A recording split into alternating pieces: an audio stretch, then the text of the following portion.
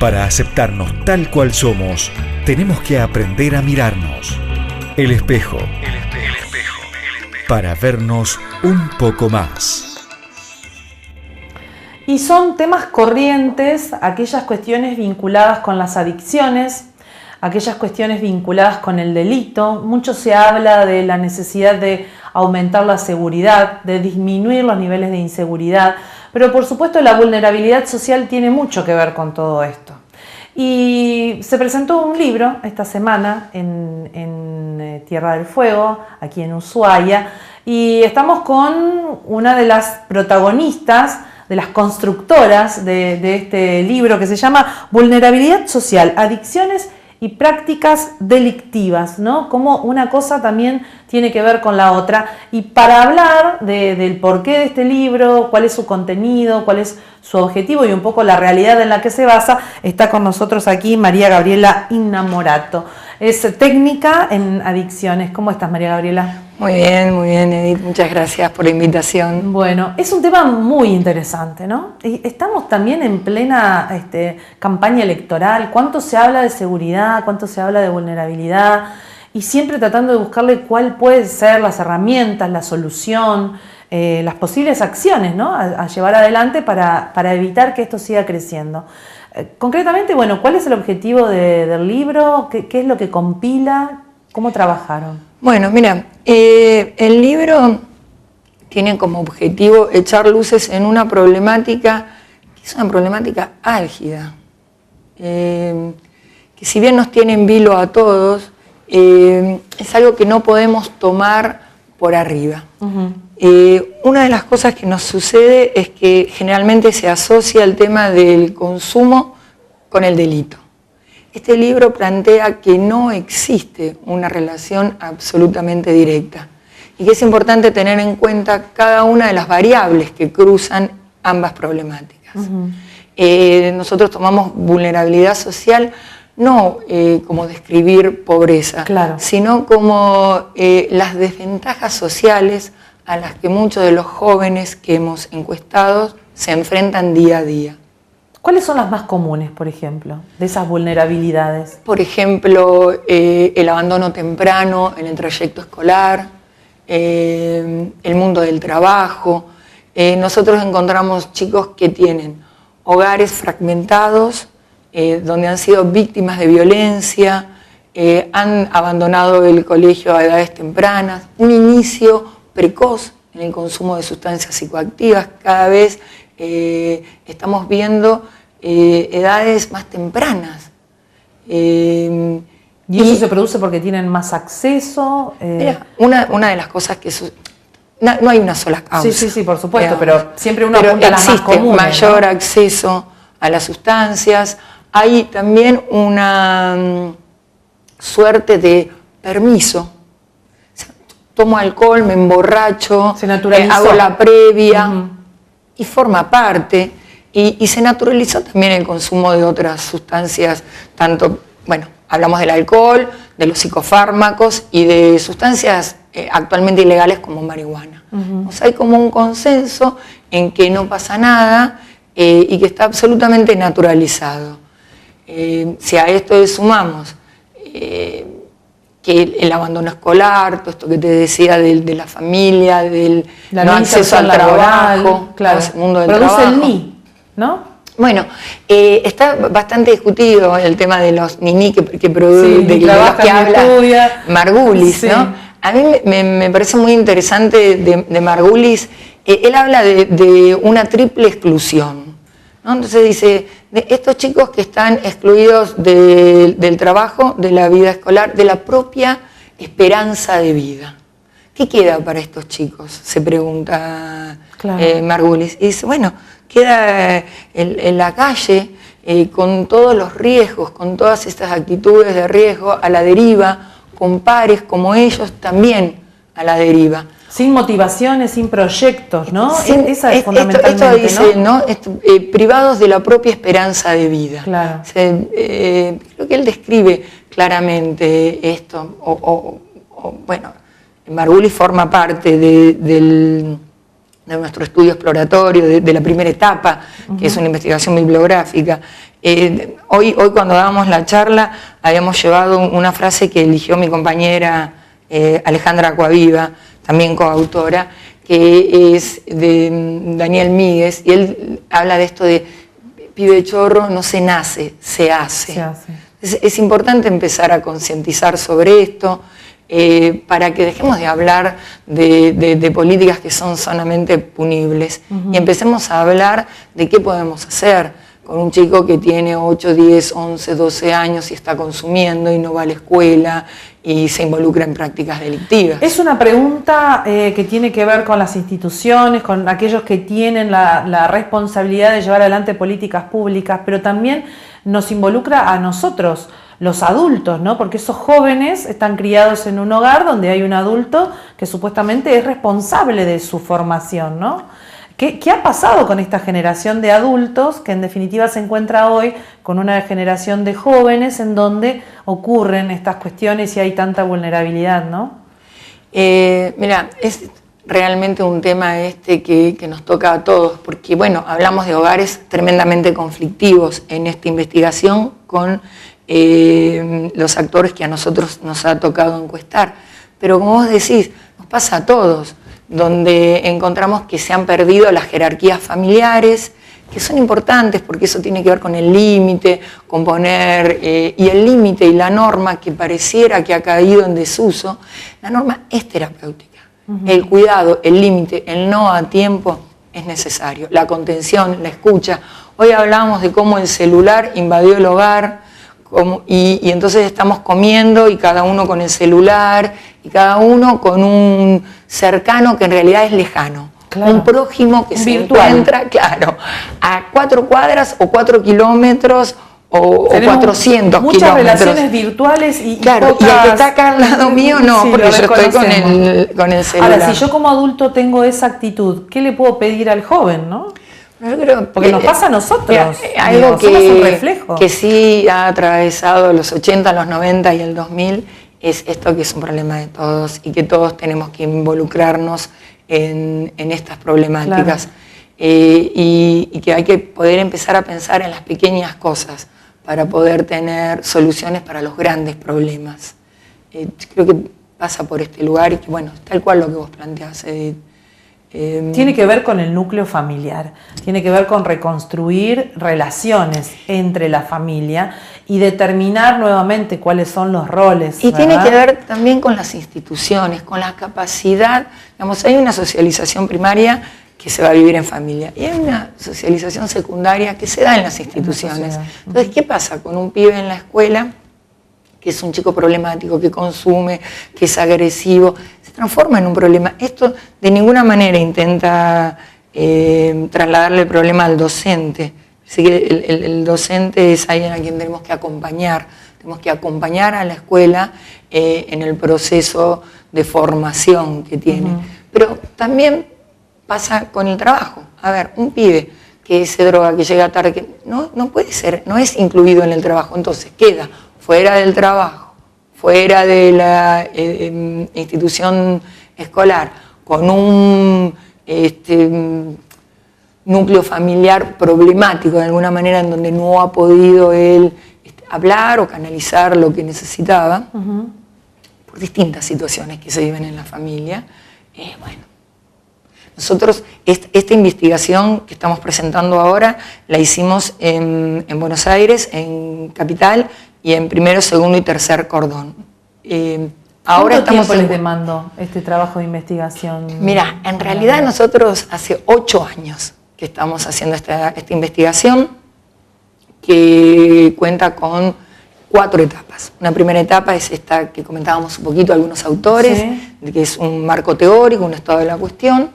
Una segunda etapa en la que entrevistamos a personas que estuviesen en contacto directo con la problemática, en atención con jóvenes y adolescentes, y que tuviesen una experiencia de por lo menos 25 años, para poder ir viendo qué fue pasando en una línea diacrónica, y ir estudiando cada uno de los contextos y de los escenarios, y tener aparte la palabra y los saberes de personas que en general no acceden a los estrados, y no están en las universidades, Sí, porque no se visibilizan, no digamos, se visibiliza ¿no? porque están cuidando a los chicos, Claro. porque están en tratamiento cuerpo a cuerpo con los chicos. Una tercera etapa que tuvo que ver con justamente preguntarle a los que padecen la problemática, cómo la vivieron, qué ha estado pasando. Esto se hizo a través de una encuesta que fue muy amplia, 77 preguntas abiertas y cerradas, pero nos parecía importante poder tener en claro cada uno de los escenarios, lo familiar, el estudio, el trabajo, la sustancia, y después recién el involucramiento en delito. Claro. Y en la cuarta etapa, que también por eso hemos venido acá, estamos haciendo la investigación, la toma de encuesta en las personas que están en tratamiento en el resto del país. Hemos estado en San Juan, hemos estado en Santa Fe, en Córdoba. Porque las realidades son distintas también, ¿no? Absolutamente. El interior del país tiene una realidad distinta, tiene que ver con la geografía, Mira, con el clima, con tantas cosas. Hay dos cosas que desde la Dirección Nacional de Política Criminal en materia de justicia y legislación penal tenemos muy claro. Una es que nosotros no podemos armar políticas públicas sin tener en cuenta a la gente que está, como decimos nosotros, pateando el barro, Claro. al que pone el cuerpo desde hace años, y mucho menos sin tener en cuenta al que padece la problemática. Eso por un lado. Y por otro lado, que no podemos seguir teniendo políticas tubulares que nos caen del cielo y que tratan a Ushuaia igual que a Santiago del Estero, a La Rioja igual que a Córdoba y a Buenos Aires igual que a Chubut. No son realidades iguales. Vos sabés que vos hablabas de vulnerabilidad social y a mí se me ocurrió en esto de sectorizar o localizar una problemática, lo que nos pasa acá en Tierra del Fuego. En función del clima, nosotros vivimos en una situación casi de más encierro que el resto del país. Y hay situaciones de violencia, no solo de género, sino intrafamiliar muy importantes.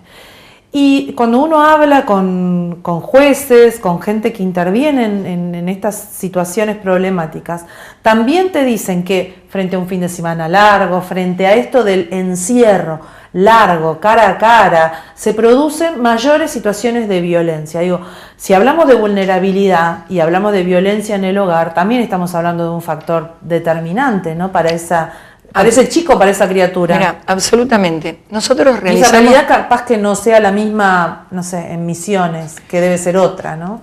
Mira, nosotros hemos realizado 1.140 encuestas y una de las preguntas que hacíamos, que tiene que ver con dar cuenta de los escenarios familiares actuales, tiene que ver justamente con esto, ¿sí? Habían recibido directamente cachetadas, patadas, fuimos bastante explícitos O para si tener en vivieron cuenta... eso, ¿no? También. Bueno, 6 de cada 10 encuestados, el 61% refería que había recibido maltratos. Y de ese 61%, el 68% decía haber quedado al menos una vez lastimado a raíz de esos castigos.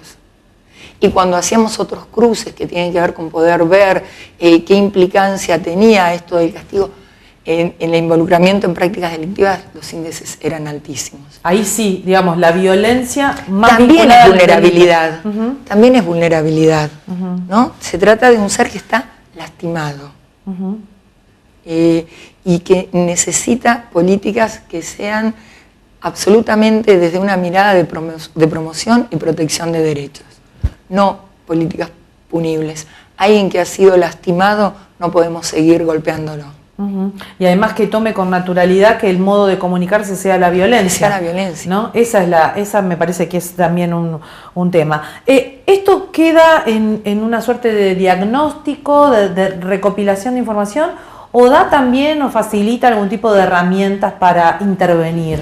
Mira, una de las preguntas que nos hacíamos cuando iniciamos la investigación era si era posible detectar factores de riesgo y factores de protección que permitieran pensar en políticas públicas acorde a cada una de estas situaciones. Y sí, hemos podido detectar claramente esto de la escuela como un lugar privilegiado para poder hacer un abordaje de una prevención tanto primaria como secundaria, la posibilidad de trabajar con familia, la posibilidad de juntarnos. Una de las cosas muy buenas que nos pasó es que nosotros, para poder hacer estas encuestas, hicimos un acta de acuerdo con FONGA, que es la Federación de Organismos No Gubernamentales de la Argentina, para la prevención y la asistencia de las adicciones. Ellos nos abrieron las puertas de las instituciones para poder encuestar a las personas en tratamiento. Y una vez que tuvimos los datos, armamos unas mesas de discusión en la que los representantes de las instituciones y los representantes del Ministerio de Justicia estuvimos debatiendo y discutiendo propuestas concretas, acciones claras que tuvieran que ver con abordar esta problemática y con echar luces a esto que, como te dije cuando inicié, es un tema muy álgido. Es álgido y es interdisciplinario el abordaje, de ahí es la complejidad, ¿no? Absolutamente. Digo, ¿cuándo un Estado muestra seriamente que quiere comprometerse con estas políticas? Digo, ¿qué cosas necesitaríamos hoy echar a andar? Bueno, una cosa muy importante es destinar fondos a la prevención del consumo de sustancias psicoactivas y al tratamiento. Digamos, cuando nosotros estamos hablando de chicos, de niños que tienen 7, 8, 9 años y empiezan a consumir y todavía no han terminado de desarrollar su cuerpo, no han terminado de desarrollar el cerebro y ya están metiendo tóxicos, estamos hablando de niños que están, yo quiero decirlo como muy simple, pero lastimando su lóbulo frontal, que es el que de alguna manera controla los impulsos. Más allá de que después delinca o no, nosotros no podemos seguir permitiendo que haya niños consumiendo a edades tan tempranas.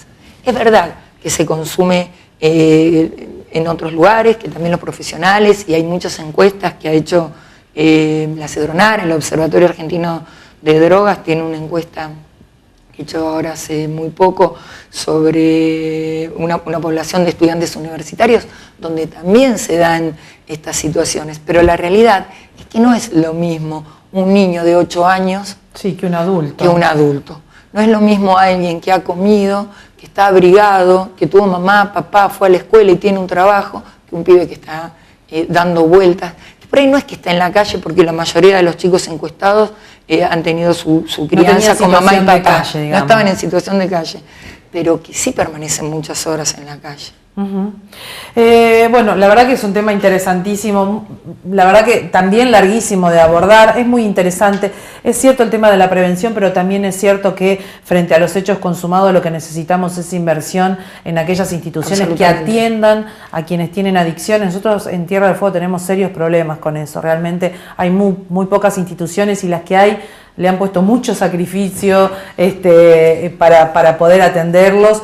Es una provincia en donde hay mucho consumo de droga, lo dice la propia justicia, y bueno, del otro lado vemos que no hay demasiadas instituciones encargándose de aquellos jóvenes con adicciones. Bueno, ¿no? Ustedes cuentan con una institución muy buena, nosotros conocemos el trabajo de Jorge Esteche y de Estela desde hace mucho tiempo y sabemos cómo se han remangado y han salido a remar situaciones. Sí, tal cual. Bueno. Y sabemos que ellos también saben que no dan abasto, que no supuesto, es lo que... Por supuesto. Y bueno, esperemos... No es lo ideal, ¿no? Que haya buenos vientos. Esperemos que sí, que vengan esos recursos y que en definitiva también haya prevención y cambie un poco nuestro país, ¿no? Bueno, hoy cuando presentamos el libro, nosotros tuvimos de verdad la honra de contar con Rosana en la mesa.